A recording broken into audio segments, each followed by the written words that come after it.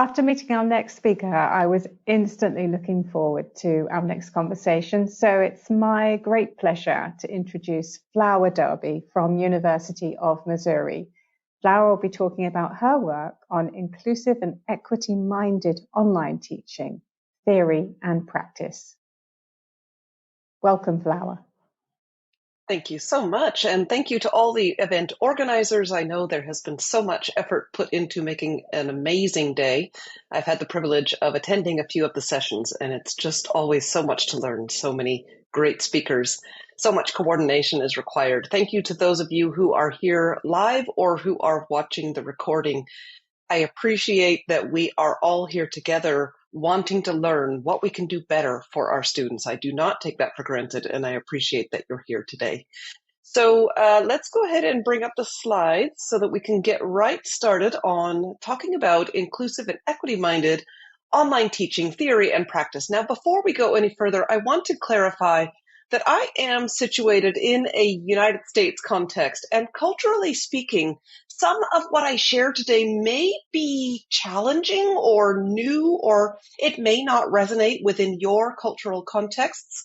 However, I'm going to invite you to think about some of these principles, some of these strategies, and think about whether and how you might think differently about how we can support our online students.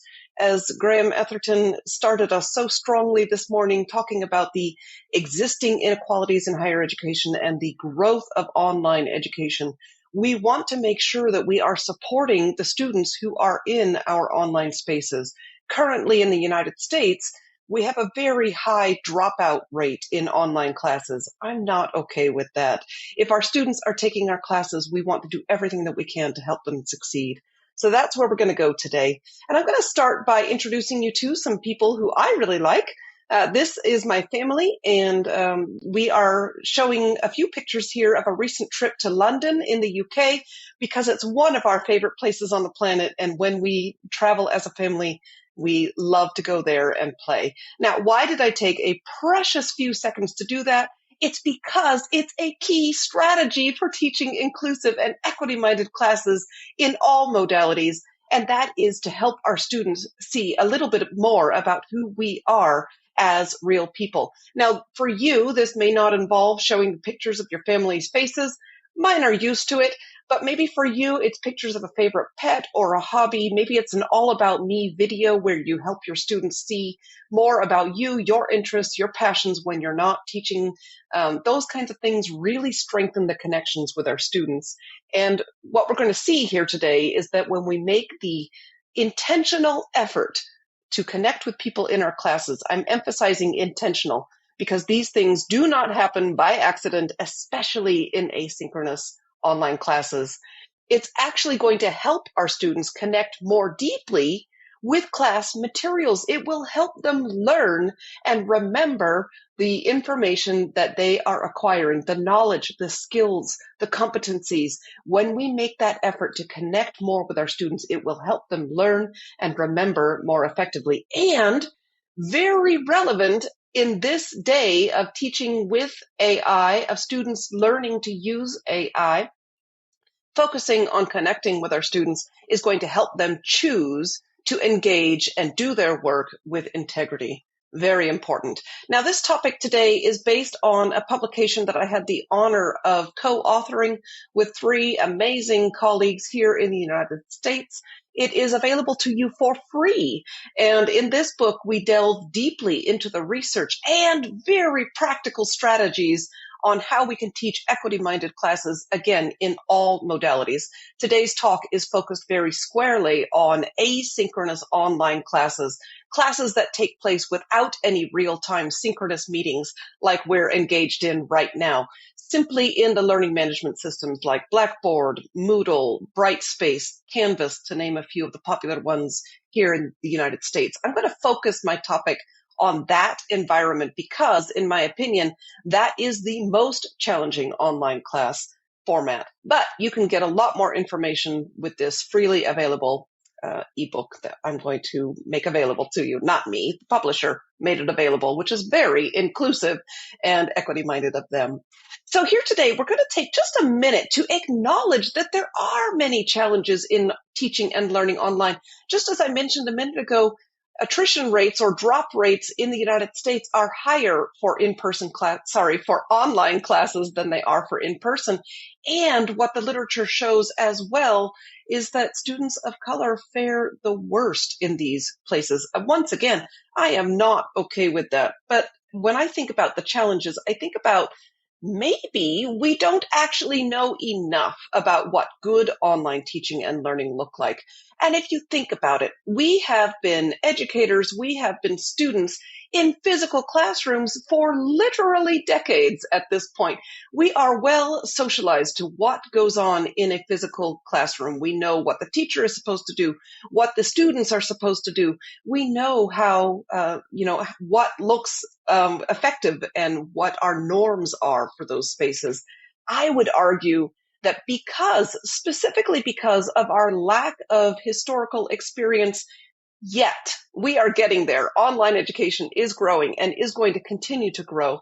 But right now, I would argue that most of us don't have the same breadth and depth of experience in online spaces as we do in person. Now, there is a robust amount of research that is available to us. And just very briefly, I'm going to highlight two frameworks that will be the theoretical foundation for what I'm going to talk about today. I'm not going to dwell on these frameworks. You can read more about them in that book. Today, with our short time together, I want to focus on practical ideas. What can we do? But just to make sure that we all know that there is a strong research base, today we are focusing our work on the modified community of inquiry framework, which came out of research in the late 1990s when the researchers wanted to know what goes into a really good asynchronous online class. No real-time meetings. Back in the late 90s, we didn't have Zoom. I think Skype was barely beginning. The asynchronous environment, what goes into a good class? And they identified three presences. The cognitive presence, that's the thought work that you and your students are involved in. The teaching presence, how do we guide students in online spaces to help them learn? And most importantly, for me, the social presence. How do we interact with people in our classes as people? Now, in 2012, another couple of researchers came along and said, we need another one. That is the emotional presence. How do we recognize that emotions come into these online spaces? And more importantly, they're powerful. We can put them to work for us. Now, before I go on, I want to acknowledge very clearly that I am talking to instructors of online classes here in this presentation. If you are here and you're an administrator, you're a program coordinator, maybe you're an instructional designer, please bear with me because my remarks are focused on the instructors who are in these classes, but I would encourage you, if you're in one of those administrative or support roles, to be thinking about what you can do as you build programs and classes and develop your educators to help them do these things. So this is what teaching ideas that are really important, but I hope and believe that all of us can get some takeaways about program design, development, and so on. The other framework that I would like to introduce briefly is universal design for learning. We know that every single learner, ourselves included, we learn in ways that are absolutely unique. In fact, the founding organization of Universal Design for Learning would argue that the way we learn is as individual as our fingerprints. Unfortunately, models of education and higher education do not account for all that individual variability. So UDL, as it is called, encourages us to proactively think about differences, different preferences, different needs of our students, different schedules, complexity of their lives, internet access, all these kinds of things, and try to proactively design with options and support embedded in the class before day one. Now, with that, I'm going to move right into some inclusive ideas to help us help our students enjoy an engaging, a vibrant, and invigorating experience in online spaces with a focus on advancing equity. Every student who comes into my online class, they should have an equal chance to be successful, regardless of their background, regardless of their social situations. Today, we are going to focus specifically on social and emotional presences from the community of inquiry framework. And we're also going to highlight some ideas that really foster intrinsic motivation. Because what I know from the literature and what I have experienced in over 15 years of teaching online classes is that motivating ourselves, even as instructors, and helping our students to find the motivation to log into class and do the work, that is really key to the success and well-being of all of us. So we're basing our approach today on social, emotional, and motivational approaches to help each of us want to be there and complete our classwork. Now, the reason that we're doing this is not just that I think it's nice, that we should be friendly with our students. There is a robust literature base for decades that show that when we feel connected with other people, it boosts our own well-being. And it's not just about our well-being, it very directly and very clearly boosts our student learning and success in our classes. So we're going to be focusing on how we can help our students feel connected with each other, with us as educators, with the material as well, so that they can learn and grow. The first idea that I want to share with you today is about bringing our passion to create the atmosphere. I don't know about you, but if you've ever taken an online class, it can feel really dull, boring, disengaging. But you, as the instructor, you can be the sun. You can bring warmth, energy, enthusiasm. This is based on a well-established concept in emotion science called emotional contagion, meaning that we impact and are impacted by the emotions of the people around us. Now, you have experienced this in person. You have gone to a football match, the London Derby perhaps, and you have experienced the roar of the crowd and the enthusiasm and the disappointment. It actually happens online as well. We can impact the emotional mood of our students. And when we choose to very deliberately bring our enthusiasm, our optimism, our confidence that our students can succeed, they will turn more energy into the experience. The beautiful thing is that actually feeds right back into our teaching battery, into our teaching cup, and enables us to continue with energy as well. Now, how do we do this? I'm making a deliberate effort to model this right now by projecting 200% energy of what I would normally be doing if we were just having a conversation in the hallway. I am amplifying my energy because I know that the camera eats energy. I also know that when you feel energized by, hopefully, what's happening right now, that you are going to experience increased energy, enthusiasm, and find that motivation to be the best online teachers that you can be. So if you're teaching to a camera, whether it's live or recorded, which I would encourage us to do in asynchronous classes, is to bring in videos. And that is to just really be motivated to maintain a positive expression on your face and amplify that energy. I am sitting forward in my chair. I am making strong eye contact with the camera, which means I'm not seeing your chats and comments right now. I am bringing my passion for excellent online teaching. Now, you can also do this through the written word. If you're writing an announcement that goes out to your student, if you're posting in the discussion forum, if you're responding to assignments and providing feedback, make a very deliberate effort to convey support, enthusiasm, encouragement, optimism in your written words. When I first started teaching online classes, I would write announcements that sounded like this: don't forget you have a quiz on Tuesday. Why was I writing like that? That's not how I talk. I learned over time, and then I learned that emotion science backs me up, that if I write in my supportive, deliberately supportive tone of voice, it helps students be successful. So I would encourage you to bring your passion. And as you're thinking about that, make sure it's your passion, not my passion, right? You can't be me. I can't be you. Authenticity truly is important. And I would encourage you to look for ways to convey energy, enthusiasm, and excitement in the way that you communicate with your students. Now, another very practical thing that we can do is to foreground relevance, help our students see that what they're learning in our classes relates to them, to their interests, to their passions, to their concerns as we navigate an increasingly complex, globalizing society. Students need to see concrete, real-world connections in order to find that motivation to log into class and complete their work. One of the ways that we can do this is to highlight usefulness and purpose in what we're asking our students to do. How will our students benefit? Is what we're providing in our online class, is it relatable to our students? Do they see themselves in our online classes? Do they find connections between themselves and their local communities? Now, we can make a deliberate effort to write about this, to record quick little videos that say to students, hey, this is why you need to know this, because on the job, you're going to need this information. We can do that, and we should. And we can also structure opportunities for students to identify for themselves how what they're learning will be beneficial in their daily life. It doesn't have to be just academic related, or how it will be beneficial in the next class in their program or on the job.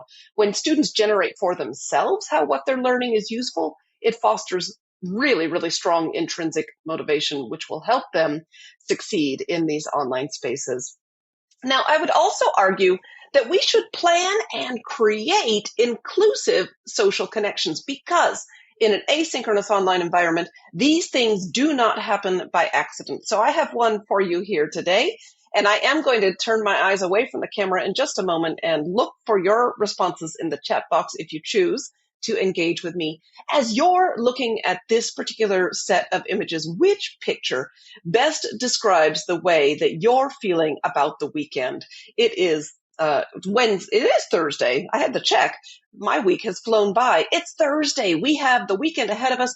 How are you feeling about it? And maybe why? If you would like to, put a few of those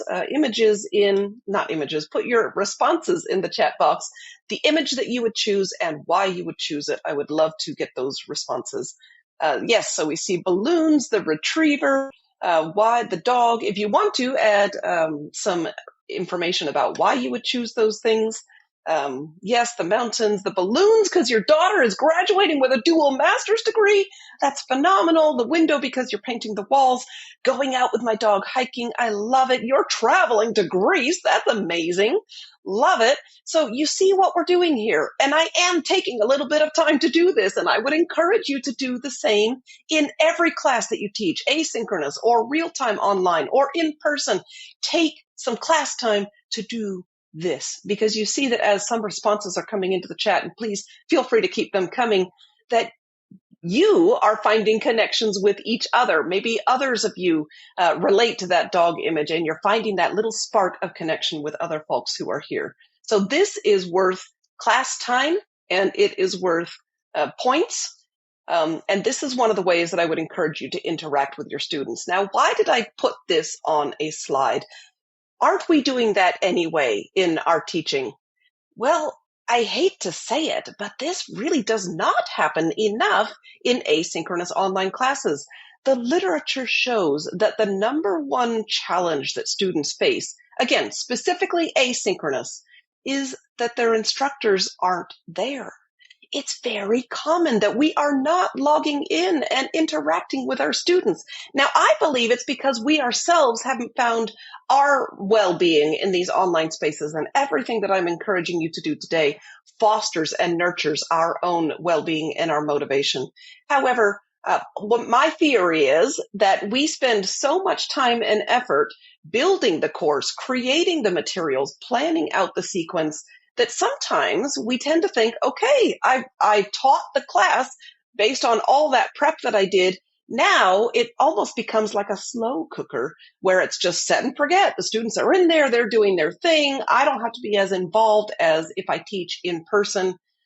I'm here to tell you today that is not the case. Please, would you be in your asynchronous classes, interacting with your students, responding to their discussion forums, asking them those kinds of social connection questions. That could be a weekly asynchronous online discussion. You could ask students to come up with some images or create the slides. Get in there with your students, talk with them, provide assignment feedback, respond to their emails, not to say that you are a 24/7 chatbot. I know that you are not, and that would not support our well-being. But I would encourage you to really be intentional to get in there and interact with your students as well. Two more ideas that I have to share with you. And these are both based on the idea that asynchronous online classes requires more independence. When we teach in person, a student can raise a hand in the moment and ask for clarification.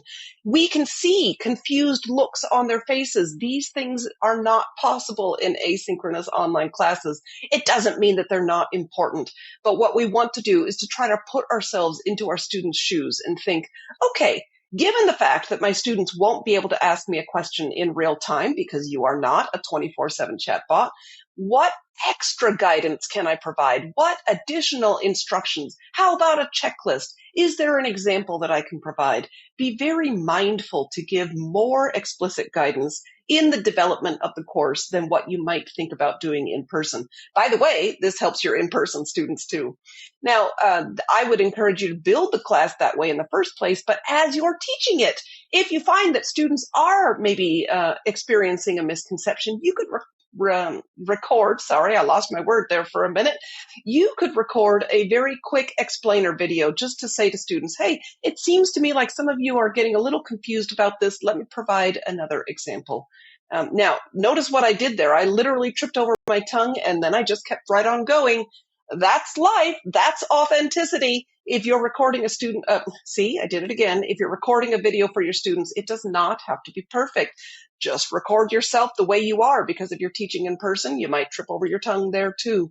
I think many of us feel very overwhelmed about the idea of recording videos, and I would encourage you, just be yourself, be authentic, go ahead and post that video with tripping over your tongue, because what your students really want is they want to know that you are a real person, you are there to support them. So being yourself, very important.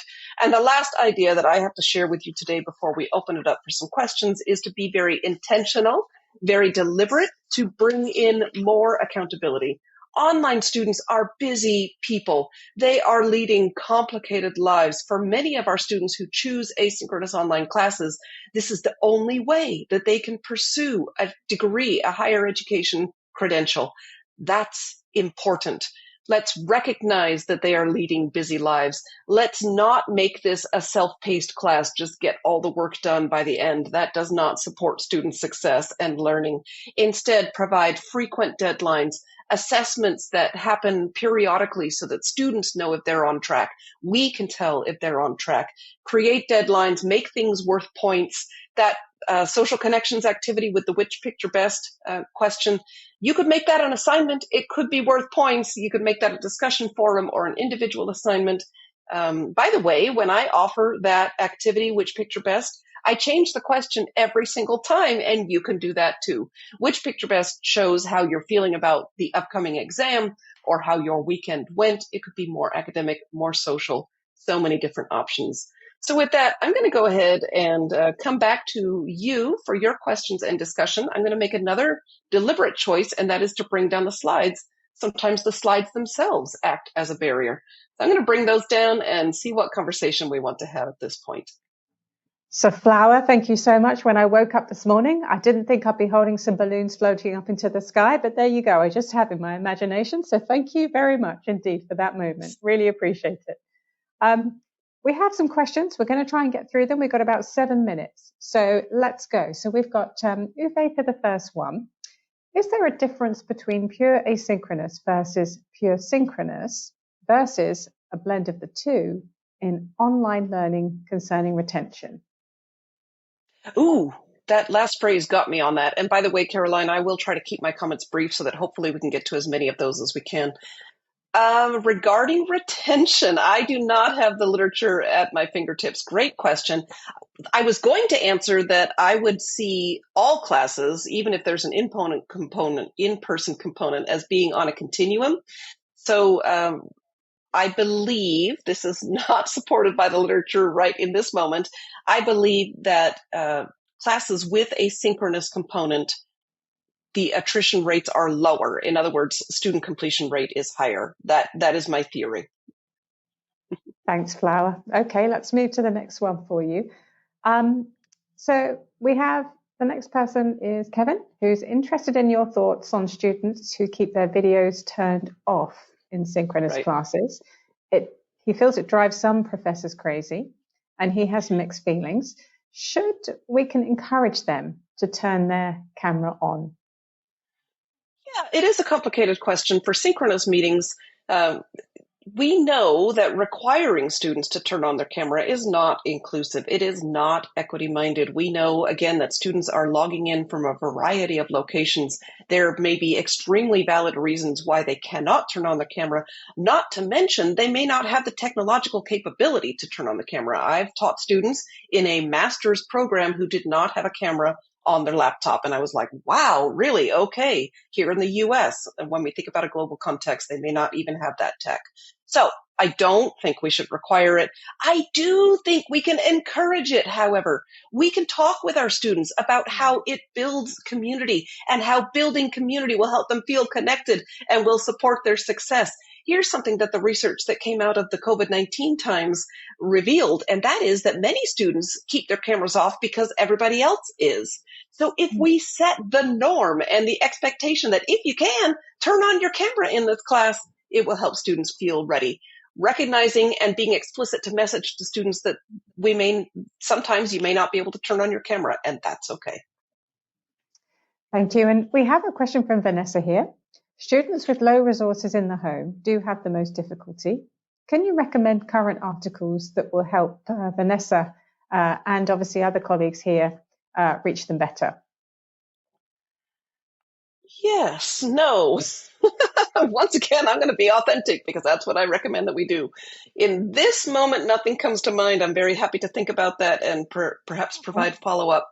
One thing that I would recommend, and this ties directly back to Universal Design for Learning, is to recognize that students are different and they are in different circumstances. So as an example, if you're teaching in a location where there is, for example, low internet reliability, then you want to proactively think about materials and activities that do not require a real-time internet connection. You may want to provide more PDFs and allow students to interact with materials so that when they go to the internet cafe in their location, they only have to do kind of some uploading kinds of things. That is a very real concern as we think about expanding online education globally that we want to think proactively about. Thank you, Flower. And we have a question here from Veronique. And she's asking, what are your thoughts on messaging a group of students versus one-on-one messaging or emails? Yeah, excellent question. I am a fan of communicating one to many because we have to protect our time and well-being as well. That's one reason why I said, let's record some videos so that we can communicate one time and everybody gets it. Now, that said, certainly there will be time when individual communication is necessary here, or maybe for students' personal reasons, grade related. But here's something that I do. If I get an email from a student and I think other students might have that question, I respond to that individual and then I post the question, usually anonymized, and then my answer in the announcements forum as well, so that people can all benefit using that one-to-many approach. Thanks, Flower. And I have one more question, actually. I think we can certainly fit in this one. You've spoken a lot about the importance of social presence in equity-minded online teaching. What advice would you give to faculty or students who feel they may potentially don't have time for relational interactions? Good question. And I think this really gets at contextual considerations. For example, if a student is taking an online MBA program, I know that you coordinate those kinds of programs, it may be the case that this is a graduate student, a working professional, doesn't have time for all the back and forth. And maybe that's okay because a student in that program is probably highly motivated already. So I think we need to respect our students, their available time. We need to be very thoughtful. We don't just put in all the social stuff just for fun. There should be a pedagogical purpose. I do think we should increase our messaging to students about why it's going to be helpful for them. But we also have to apply our own disciplinary expertise, our wisdom about our program and our students. And maybe in an online MBA program, there isn't going to be a which picked your best activity. Mm-hmm. Flower, we have so many questions. Obviously, I'm sure a lot of us would like to ask you. Unfortunately, we have to come to a close now, but that was a wonderful talk. I hope everybody, sort of in the chat and all the discussions actually comes to you at some point because there's a really interesting dialogue going on as well. So thank you so much, Russ. I hope you can see the reactions on the screen. We've all enjoyed it. We've now got our images in our head. And we look forward to hearing more from you later on, I'm sure, this year. So thank you so much. Thank you.